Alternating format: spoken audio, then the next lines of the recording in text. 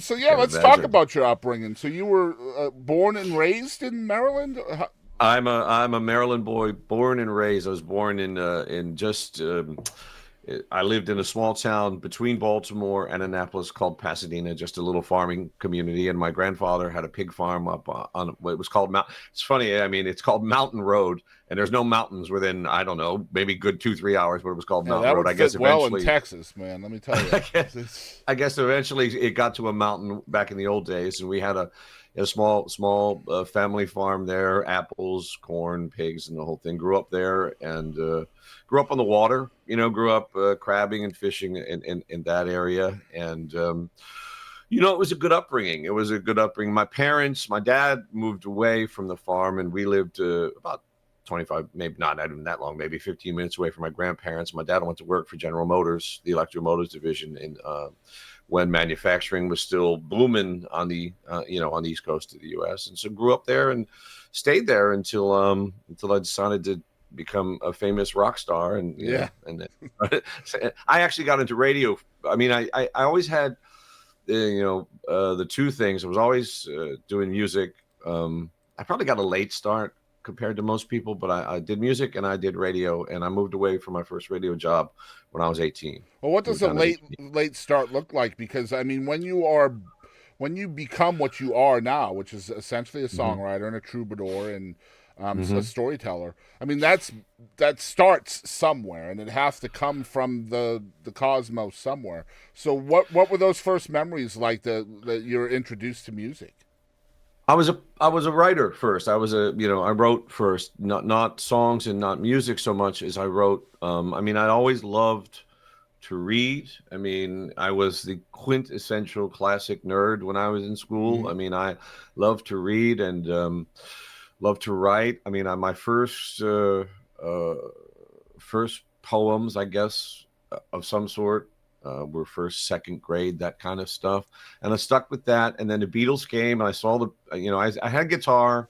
My parents were big music fans, big country music fans, big Elvis fans. So we had guitars and stuff around. I never really bothered with them until I saw the Beatles. I saw the Beatles in '64. God, I'm old. I saw the Beatles in '64 and on TV, and I loved it. And I loved it. I mean, it was okay. I went from wanting to replace Brooks Robinson at third base in the Baltimore Orioles to doing that. Mm-hmm. But even at that, it was kind of like, I picked up the guitar and went, well, this is really hard. This Yeah. is not easy to do.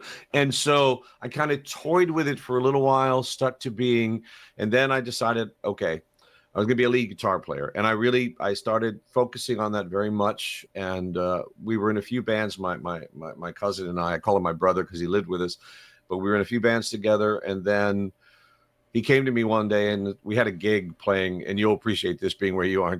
We had a gig playing a cotillion, a debutante ball, with this little rock and roll band we had playing, Deep Purple or whatever the hell we were Nice. playing at the time. And he said, the lead singer quit. You're the new lead singer. And I'm like, but I can't sing, Like man. I And don't he's see. I'm the poem writer. Where have you been? exactly. He said, but you're the only one that knows the words to this stuff. So, I mean, that's basically, I guess we were in our early teens, maybe 12, 13 years old. And that's when it really started to be, okay, I'm a singer and I play. And I kind of dropped a little bit the lead guitar portion of it all and then focused on the poet part of it. And of course, in that process in there, Boston, I heard Bob Dylan. So Hmm. everything kind of went, oh, you can do that. Yeah. You can sound like that and you can still make records.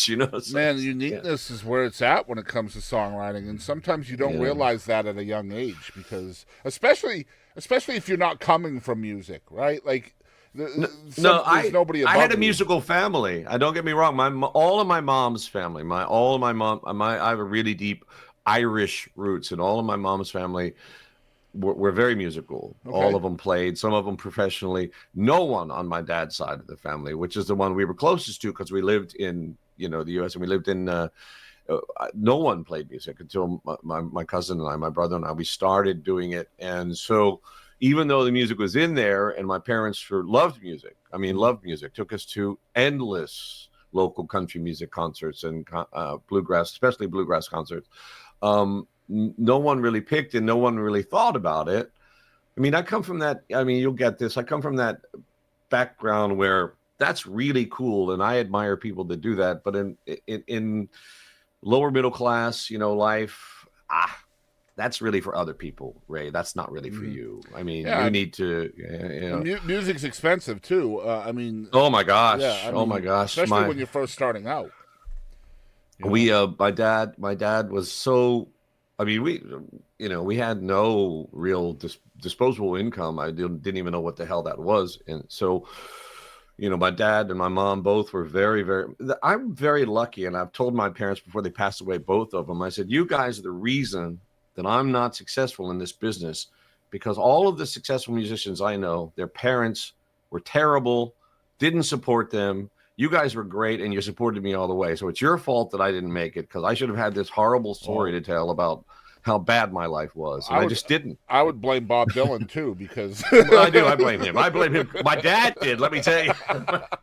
because my My God, dad. when your influence is the Beatles and then you switch to Bob Dylan, right? Like My dad expected me to continue with the baseball thing, and he was kind of like, you're a pretty good baseball player, you're pretty good, and we could do this, we could do that. And then I heard Dylan, and then all of that stuff started flowing in, and I'm like, nah, I don't think so. Well, I don't think so. just for comparison's sake, I have been a singer and I have been a third baseman, and singing is much easier. Much easier. It's much easier. Well, that's the thing. I wanted to be a third baseman, but I met, this goes back a whole 1,000,000,000 years ago, but I met Andy Etchebarren, who was the catcher for the Baltimore Orioles at the time when I was a kid. And he convinced me to come to one of his camps, and with my body type at the time, believe it or not, size I am now as a really small kid. And he was like, you'd be a good catcher. So I switched over to that. And that's where, like some idea of being good at this might happen. But it was just, I didn't have, I mean, just like with music, once I totally committed myself to it, I did. But with baseball or any kind of thing, you have to commit to it totally. And I just didn't. You have to have something too that sometimes you can't get better at, and that's just talent, right? Yeah. Like for me, me, I couldn't hit. Yeah, I mean, for me, very similar to you. I was a catcher. I played all over the place, all-star on every team I was ever on. And then when I got to high school, I learned about breaking balls. And I was like, wait a minute, you mean the balls don't come in at you straight anymore in high school? You and I can write our story together, man, and we just swap lines. That's exactly it. I'm standing there going, what the hell happened to that? Where was it? It was just right exactly. I was like, man, I'll tell you what, dude, those curveballs and sliders and changeups, man, they look like the balls were as big as beach balls. And you swing from the tip of your toes, boy, and you don't come up with nothing but air. It's air. It's just it's gone. And then you look back at the catcher like it's his fault, right? Like, I was going to send that one to the next county, and you just pulled the string on it. Man. Yeah. It was just right there. That's great. So, that's great. I mean, in my 40s, I don't know if I could still do it now, but as of a couple of years ago, I could still hit fastballs in above 90 miles an hour. Wow. I don't know if I can do that. Bro. So my kids would always say, Dad, how come you never became a baseball player? I'd say, switch it to curveball and see what happens to me. Yeah, because I couldn't hit a curveball. That's just the way it was, me neither, man. my friend. Me neither, my friend. Not at all. Not at all. But yeah, that's why very quickly baseball will humble you. That's for dang sure. That's a good word for it. That's a good word. I mean, you can work your butt off and be the biggest work ethic person in the game. And if you can't hit, then there's just no reason to even, I mean, it just doesn't matter. You can't create a hit tool if it doesn't already exist. Exactly right. Exactly right. I love talking baseball, man. You and I are going to get along too, man. after we do this. So again, now you're just like, okay, I love the Beatles. I want to be a lead guitar player. Now I've found Bob Dylan, and you know what? I'm pretty unique vocally as well. I bet you I could do this instead of guitar playing. So what's that process like now? Because at some point in time, you're playing in these bands and stuff like that, but it's going to become more serious for you at some point. What's that like? Because that's usually an epiphany for a musician, right? It really was. That's a good word for it. I mean, I was in high school by this point, and I was in some pretty good local bands, and we were like a lot of the bands at the time. The best one was kind of like a power trio thing where I was playing lead guitar and singing songs, and a good drummer, good bass player. And I mean, I found myself more and more attracted to not necessarily the softer side of things, but the more thoughtful side of things. And it was kind of like I started to hear Jackson Browne. I mean, that's a major influence on me. Music. Or Jackson in 71, 72. I started hearing his stuff and the folk music stuff. The folk music stuff from Bleecker Street and Greenwich Village and all that stuff. On the East Coast, it was ubiquitous. You really couldn't get away from it. You know, it was just, even if it wasn't on the charts, you heard it. But more like Jackson, and then in 1973, 74, I heard the Eagles. I'd already been interested in country rock music with Graham Parsons and Burrito Brothers and the Byrds. I was a big Byrds fan. As much as I was a Beatles fan, I was a Byrds fan. And I liked that more acoustic. It's amazing. It's funny. You were talking about the things you just can't do. Probably the thing I love the most in music is excellent harmony singing, and I can't sing harmony at all. I mean, it's just not my thing. You know, I'm a lead vocalist. My brain is always going to default to the lead line. But I started hearing this music, and again, not necessarily because it was softer, but because it was more thoughtful. I mean, and so more vulnerable, right? Yeah, I started doing something that the great Richard Thompson and a few other people said was just insanity. I just decided that I could literally stand in front of people with just an acoustic guitar and keep them in entertained. I love that. And I just thought, I'm going to try this. I'm going to try it. And I went through all of the things you go through when you do that. Whereas at first you're, like the first couple of gigs, boy, that went really well. And then you have a gig where nobody even looks in your direction, and you're like, okay, I'm going to go back to the band. I call that the Bard life, right? Like it's the Bard life, and you have to take the good with the bad, because it's really hard on your mental health. I've freaking talked to a lot of people who are living the Bard life. They're not in a full band. They're just out on the road with them and their guitar. There's nobody to argue with. There's nobody else to blame. It's just you and your guitar. And if you walk into a room and nobody shows up, that's on you. And that can be very tough on your psyche, especially when you're an artist. The Bard life is tough, man. Yeah.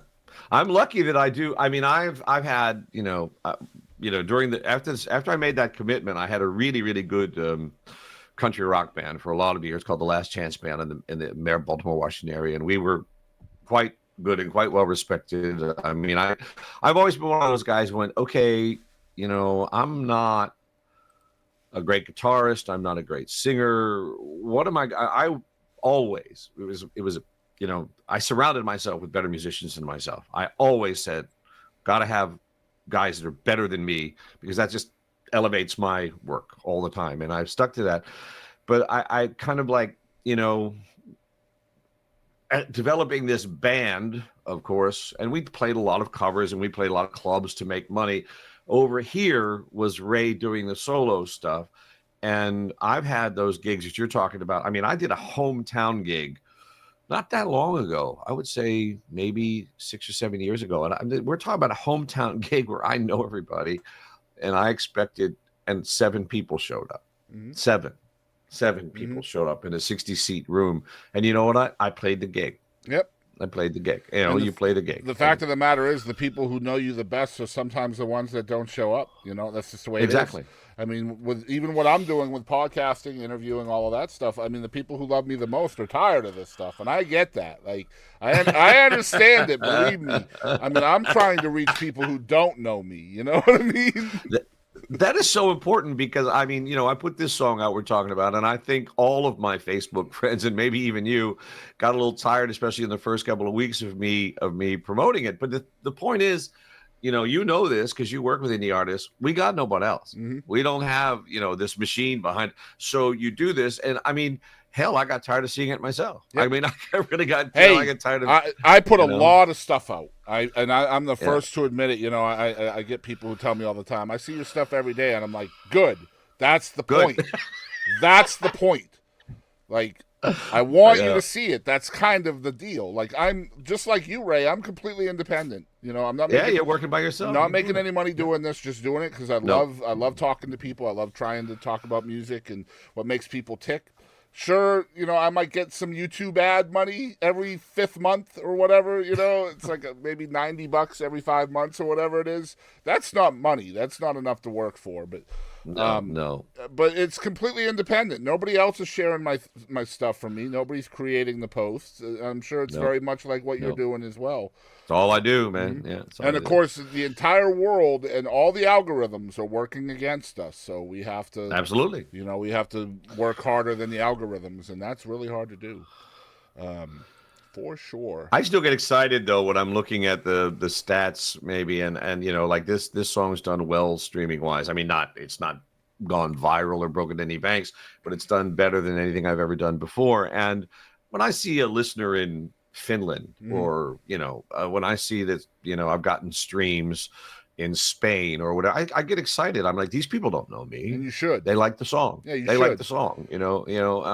That means a lot. I mean, I know, of course, as an artist, I know the break point of, okay, this 1,000 people here, these are all people that I know. These are all people that have seen me perform. But once we start to get 2, 3, I don't know who these people are, and they like the song, and and that's the work. That's a different kind of success, and some people would say that is the penultimate success. Honestly, that for me it is.